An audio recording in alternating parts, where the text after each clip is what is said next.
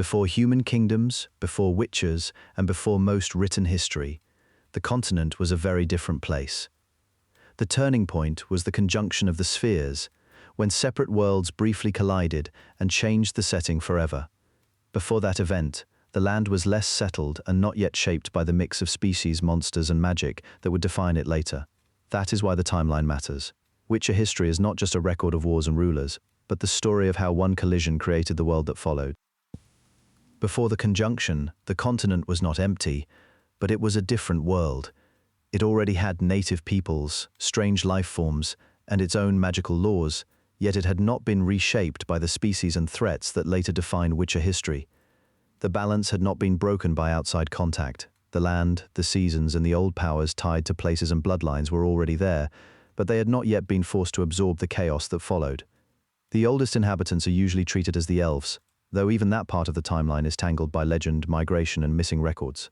What matters is that intelligent peoples existed long before human expansion changed the continent. The elves were not a single neat civilization spread across a map. They were part of a much older landscape of competing powers, ancient settlements, and deep magical knowledge. Their history points to an age when standing came from age, memory, and closeness to the land, rather than conquest on a human scale. Alongside them, the world held other ancient forms of life, including beings tied to the land in ways later societies only partly understood. Some would later be called monsters, but in this early age the line between natural, magical, and dangerous was far less clear. Magic was present long before the Age of Kingdoms. The Witcher world does not begin with human mages building academies and formal systems. It begins with raw magical forces already embedded in reality. Places of power, strange beings, and inherited gifts all suggest that the world was never purely physical. That matters because later history is built on trying to control something that was never fully controllable. Human institutions would eventually study magic, weaponize it, and regulate it. But here it is, simply part of the world's foundation. It is old, uneven, and often tied to locations or bloodlines rather than organized theory. Early people would have treated certain sites as sacred, dangerous, or useful without knowing exactly why they worked. The key point about this pre-conjunction world is that it was separate. Different spheres existed without mixing into one another. There was no sudden arrival of humans from another world, no rapid spread of the monster ecology that later becomes normal, and no instant collapse of older arrangements under pressure from a new dominant species. The continent had been developing on its own terms for a long time. Its societies and magical traditions were local, gradual, and rooted in the world as it existed then. Any conflicts were conflicts within the world itself, shaped by territory, survival, and older rivalries, not by a wave of newcomers changing the population overnight. Even so, this era was not peaceful. It was only stable in a different sense. The old powers were already in place, and the future had already been seeded by ancient magic and elder peoples. What had not happened yet was the rupture that would place all of it in a new context. The world was still separate, but the conditions for transformation were already there.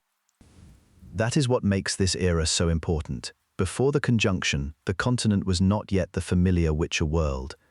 The conjunction of the spheres is the point where Witcher history stops being the story of one world and becomes the story of a collision. Before it, the continent existed on its own. After it, the world is permanently altered by contact with others. That matters because nearly everything later associated with the setting grows out of that break. The spread of humans, the arrival of monsters the native world was never shaped to contain, and the long struggle to survive after the fact. The event is often described as a meeting of spheres, but the result was far more than a symbolic overlap. Worlds folded into one another, and with that came crossings that were never meant to happen naturally. Different species, different forms of life, and different magical conditions were forced into the same space. Some beings were brought over directly, while others may have arrived through the instability that followed. The exact mechanics are not always laid out clearly, and that uncertainty is part of the lore. What matters is the outcome. The continent no longer belonged only to its original inhabitants. It became a shared and unstable world. That instability changed the balance of power immediately. Whatever the old order had been, it no longer had the luxury of continuity. Creatures from other spheres now existed alongside native life, and many of them were dangerous because the world had no defenses built for them. The monstrous species that later become part of the setting's everyday reality are tied to this upheaval. Monsters are not just ancient wildlife. They are part of the cost of the spheres coming into contact. Humans are the other side of that change. In the Witcher timeline, they are not originally the dominant people of the continent. They become dominant after the conjunction and the migrations that follow it. Once they arrive in greater numbers, they bring a new pattern of expansion. They build settlements quickly, push into territory already occupied by older races, and adapt with brutal efficiency. Compared to the elder peoples, humans are less bound to the old magical order and more willing to reshape the world around immediate survival. That makes them adaptable, but it also turns every resource into a point of conflict. Land, trade, safe borders, and access to magic all become things people fight over because the world is no longer organized enough to distribute them cleanly. The result is a continent where old magical laws still matter, but no longer define everything. Power becomes more immediate and more local. Some places remain saturated with older energies, while others are suddenly exposed to creatures and forces that should never have been there in the first place. Magic does not disappear after the conjunction. If anything, it becomes more important, because the world now contains more danger, more uncertainty, and more opportunity for anyone able to master chaos before it masters them. That is one reason later institutions and traditions matter so much in the timeline. They are attempts to impose order on a reality that has already lost its original shape. It also explains why witches eventually become necessary. The world after the conjunction is not simply more populated, it is more hostile. Humans cannot treat the continent as a settled homeland, because the land itself is now full of things that do not fit any simple understanding of the natural world. That pressure eventually leads to specialized monster hunters, but that comes later. At this stage, the key change is simpler. Survival becomes the central problem. People are no longer living in a world with stable borders between life forms, between magical systems, or between the inherited past and the new reality. So, the conjunction is not just a famous catastrophe in the background lore, it is the reason the entire timeline has teeth. It explains why the continent is full of monsters, why humans become so aggressive in claiming territory, and why every later kingdom is built on ground that never fully settled after the collision. From this point on, the story is no longer about a world waiting to be discovered. The rise of the northern kingdoms begins when human settlement stops being scattered survival and starts becoming organized rule. After the conjunction of the spheres, the continent is not a stable inheritance. It is broken ground, full of ruins, dangerous creatures, and territory that humans have to claim piece by piece. Communities settle where defense is possible, then spread outward along rivers, trade routes, and fortified points. That growth is never neat. It creates borders, disputes, and local powers built around whoever can protect food, roads, and farmland. This is how kingdoms start to matter. At first, they are not grand states with strong institutions. They are fragile coalitions held together by force, necessity, and the need to keep people alive. A ruler who can maintain walls, collect taxes, and keep routes open gains real authority. A ruler who cannot is replaced, absorbed, or broken by neighbors. Power in this period is practical before it is official. Law follows the ability to defend territory, not the other way around. The continent becomes a patchwork of small realms, fortified holdings, and expanding courts, all competing for survival in a world that still does not fully belong to humans. Old human elites also begin turning battlefield success into dynastic rule. War leaders, local nobles, and settlement founders consolidate land into hereditary claims, and those claims slowly harden into royal lines. The earliest northern kingdoms are not built all at once. They grow through annexation, marriage alliances, and the absorption of weaker communities. A stronghold becomes a town becomes a seat of power, and a seat of power becomes the center of a kingdom.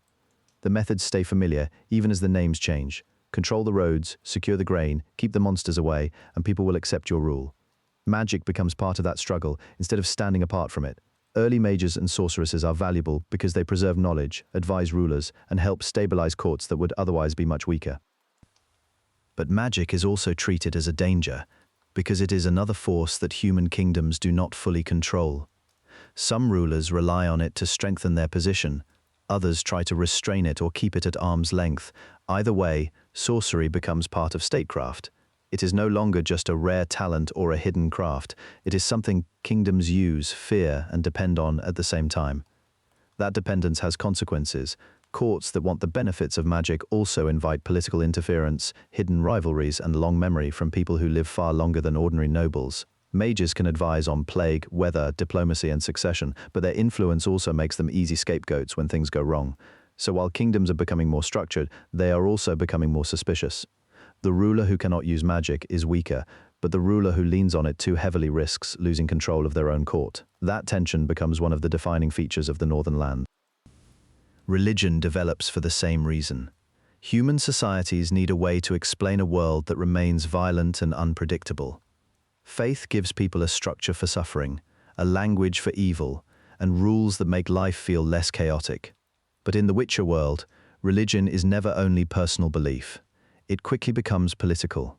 Temples gain influence, priests shape public ideas, and religious authority helps decide what is accepted, what is corrupt, and what must be destroyed. As kingdoms grow, belief systems grow with them, giving rulers another tool for control and giving ordinary people another way to understand the horrors around them. Religion also helps draw boundaries between the human and the non-human. In a world where monsters are real and old powers still linger, faith does not just comfort people, it organizes fear. It tells communities which threats are sacred punishment, which are profane corruption, and which can be fought without hesitation. That makes religious institutions useful to rulers who want order, but it also gives them power to pressure or condemn anyone who falls outside accepted norms. In practical terms, temples become another pillar of political life, not separate from the rise of kingdoms, but built into it. That is the setting that makes witches possible. They do not emerge because the world has become peaceful enough for specialized professions. They emerge because it has not. Human settlements need someone who can deal with monsters that normal soldiers cannot handle, and they need that help regularly. Witches are the answer. Their training combines combat, alchemy, endurance, and mutation so they can survive threats that ignore ordinary warfare. They are built for a world where roads are dangerous, villages are exposed, and creatures from outside human experience still hunt in the shadows. Their creation says a lot about the era. Witches are useful because the continent is still full of dangers that regular armies and local guards cannot manage. But they are also feared because the process that makes them is severe, unnatural to many people, and hard to separate from the violence they are meant to fight. Communities may call for a witcher when a monster appears, but that does not mean they trust him afterward. The same world that needs them also treats them as outsiders. Civilization is advancing, but it is doing so under pressure from the very threats it is trying to control. By the time these kingdoms settle into a rough balance, the pattern is clear. Human rule is real but incomplete. Magic is organized but never fully safe. Religion offers order but not certainty. Witches move through all of it as a necessary response to a world that still has too many threats for ordinary people to face alone.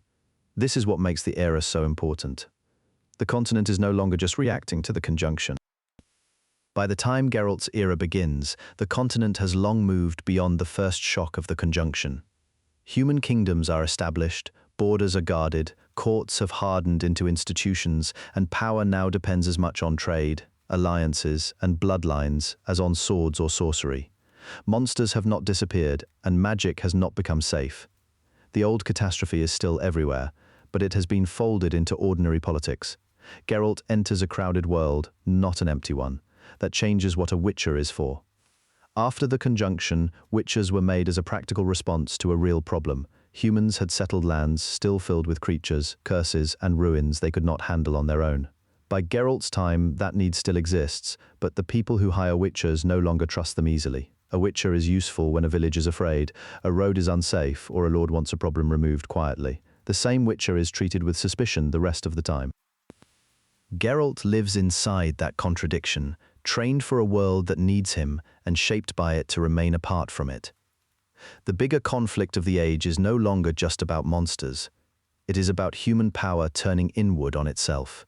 Nilfgaard rises as the dominant imperial force, and its expansion shifts the balance of the north. Once that pressure builds, every kingdom has to respond. Some prepare for war, some seek alliances, some try to buy time. None can ignore the scale of the threat. What begins as separate political tensions becomes a continental crisis, and the old order starts to crack under the strain. The post-conjunction world stops looking like a collection of local troubles and starts looking like one connected system under stress. Geralt is pulled into that wider struggle because his path keeps crossing with people who matter far beyond his profession. Yennefer is one of the most important. Through her, the story moves deeper into the world of mages, where knowledge and status carry enormous influence, but where ambition and rivalry often prevent any real unity. Magic is never separate from politics for long. It becomes another kind of leverage, another source of conflict, and another tool rulers try to use without understanding the cost. Mages are supposed to stabilize events, but they are divided by personal goals, competing loyalties, and the temptation to control history instead of simply advising it. Ciri is where the timeline stops being only about survival and becomes about succession, prophecy, and inheritance. Her importance comes from the way different powers see her future as something they can claim. The Child of Surprise matters because it binds people through obligation and custom, not just blood. In the Witcher world, those old agreements are not symbolic. They create real consequences that can outlast the people who made them. Ciri becomes the living result of that system. And once that happens, her life is no longer only her own. Kingdoms, mages, and hidden forces all begin to move around her. She is not just a person being protected or pursued. She becomes the point where older promises, political ambition, and magical interest collide. That is what makes this the Age of Geralt in the timeline. The continent is no longer simply adjusting to a world changed by the conjunction. It is living with the long-term consequences of that change inside its own history. A monster attack can still matter, but so can a royal marriage, a sorceress alliance, or a claim tied to blood and prophecy. The magical and political layers of the setting have become impossible to separate. Every major decision now affects something larger than the immediate crisis. Even when a conflict begins in one province or one court, it can spread quickly because the states of the continent are now bound together by diplomacy, commerce, and fear. Nilfgaard's wars make that clear. As the empire expands, the north grows more unstable, and the rulers who should be coordinating a response instead split into competing interests. The mages, who once held more influence over events, are pulled into the same instability. They are important enough to be targeted and divided, but not united enough to steer the outcome. The institutions of the age are under pressure at once, and that pressure exposes how little control anyone really has.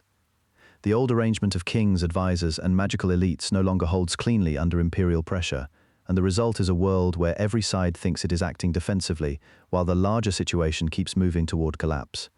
Geralt remains the thread that ties the era together because he moves through every layer of it without fully belonging to any of them. He passes between witchers, nobles, sorcerers, soldiers, and the people caught beneath them. Through him, the timeline shifts from scattered danger into organized conflict. The story is no longer about a world recovering from the conjunction. By the end of the saga, the continent is no longer a place where old borders and old systems can pretend to hold. Kingdoms have shifted, rulers have fallen, mages have been scattered, and the institutions that once claimed to manage the world are now just trying to endure it. The Witcher timeline does not really end with one battle or one treaty. It ends with the conjunction's consequences still moving through every kingdom, every magical order, and every profession built around surviving monsters. The clearest sign of that change is what happens to witches themselves. For centuries, they are a practical answer to a specific problem. Monsters exist, humans are vulnerable, and ordinary armies are not enough. But as the world changes, witches stop being a central necessity and start becoming a relic of a harsher age. Their work still matters, but their place in society keeps shrinking. People fear them, still need them, and still misunderstand them, but the political world around them is no longer built to support their order. The age that created witches was an age of survival. The age after the saga is an age of memory, inheritance, and decline. The same pattern appears with the mages. Magic does not disappear, and it does not become safe, but it becomes less stable as a source of organized power. Earlier in the timeline, mages can act as advisors, power brokers, and the hidden support behind kings. By the time the saga's major conflicts have run their course, that influence has been weakened. The brotherhood is fractured, individual loyalties matter more than formal institutions, and magical knowledge survives through scattered people rather than one unified order. Magic remains one of the great forces shaped by the conjunction, but it no longer belongs to a single governing class. The kingdoms come out of the saga changed in a way that is hard to undo. Northern rulers spend so much energy responding to invasions, rival claims, and betrayals that they can barely form a lasting shared response to anything. Nilfgaard's rise forces the north to organize, but it also exposes how divided it already was. Even when rulers survive, they rarely emerge stronger for long. The wars prove the same basic truth again and again. States can be large and still be brittle. They can survive on paper and fail in practice. That fragility becomes part of the timeline's endgame, because the post-saga world is not cleanly won by anyone. It is a world where every victory leaves new fractures behind. Ciri's place in that future matters for the same reason. She is not important only because others want to control her. She matters because she connects the old world to the new one. Through her bloodline, her role in the central conflict, and the way different powers project their hopes onto her, she becomes a living link between ancient inheritance and current politics. That is why the Child of Surprise remains so important even after the main conflict builds around it. It is not just folklore or a strange magical rule. It is another example of how the world keeps producing consequences from events that began long before the saga itself. Her existence reminds every faction that history in this setting is never truly finished. A birth, a pact, or a promise can echo across generations and still shape the balance of power centuries later. Once the central characters are pulled through war, prophecy, and succession struggles, the larger pattern becomes clear. The continent is not moving toward a clean reset. It is moving toward a future shaped by what the conjunction made possible in the first place. Humans remain dominant, monsters still exist, magic still carries enormous risk, and witches still stand as proof that the world was never built to be safe. What changes after the saga is how people live with that truth. They stop treating it as an exception and start treating it as history. That is why the aftermath matters so much in a complete timeline. The early age explains how the world became strange. The Middle Age explains how people learn to survive inside that strangeness. The end of the saga shows that no one ever truly escapes it. The legacy of the conjunction does not fade when the fighting stops. It remains in ruined alliances, surviving bloodlines, scattered schools of magic, and exhausted institutions left behind. The story resolves, but it does not return to innocence. It settles into legacy, and that legacy is the shadow every later age still has to live under. By the end of the timeline, the pattern is clear. The continent's history is not a chain of separate crises.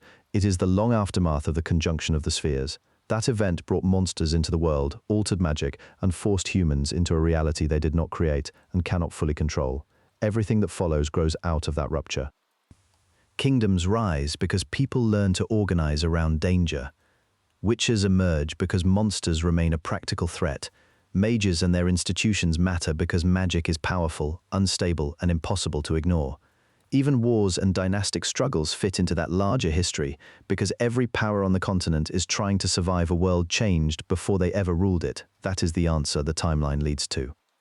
The Witcher world is defined less by one hero or one age than by the lasting damage of one impossible event and by the effort to live with it.